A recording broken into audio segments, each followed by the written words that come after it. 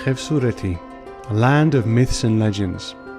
A region whose inhabitants once guarded the northern borders of the unified kingdom of Georgia. This region was one of the most impenetrable and well-defended fortresses in the Greater Caucasus Mountains. The village of Mutso is a central link in this long chain of fortifications. A defensive complex at 1,900 meters above sea level in the northern part of Kafkasya'daki. After the abolition of the Georgian monarchy at the beginning of the 19th century, Mutso lost its military and defensive function. In the 20th century, after Georgia was incorporated into the Soviet Union, Mutso residents, together with other local Khevsurs, were evicted from their homes. The process of resettlement began in 1956 and continued for almost 25 years. According to the census of 1926, 31 households, or 148 inhabitants, lived in Mutso. In 50 years, Mutso became a deserted, lifeless territory, devoid of its population. This fortified village, without its native inhabitants, was faced with the threat of being wiped from the map completely. Even the one inhabitant who returned to Mutso was unable to stop the houses and towers from falling apart. His return failed to change the fortunes of this dying village. I came back and no one, neither my brother nor my parents, nobody believed that I would stay here.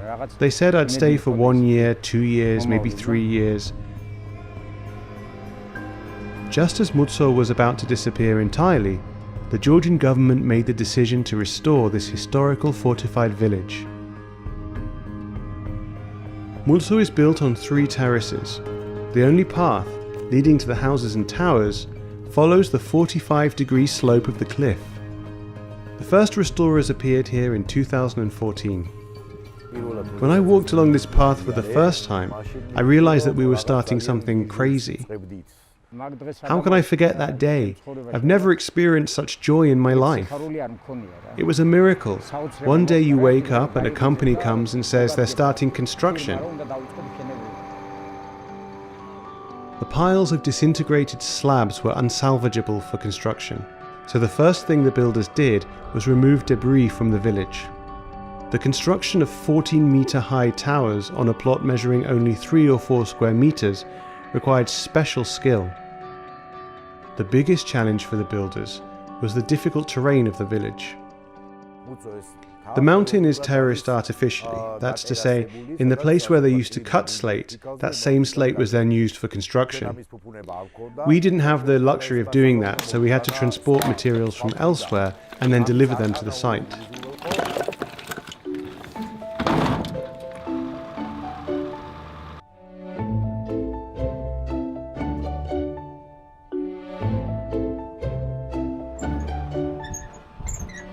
The method of construction was another challenge.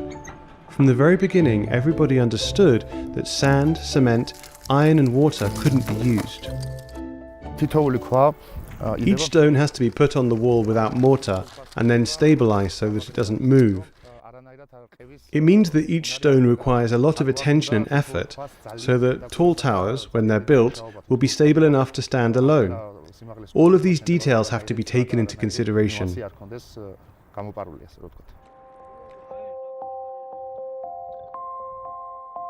The restoration of the last tower in Mutso has come to an end, and the first fruits of the rehabilitation work have already appeared. My brother Eldar Dayauri has also returned. The other, younger brother, has set up a guest house.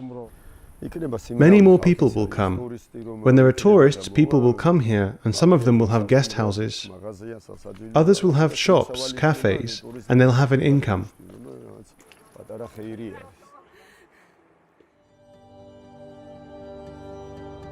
After 5 years, one restoration project, which was started in 2014, has become a model of development, not just for Mutso, but for the entire region.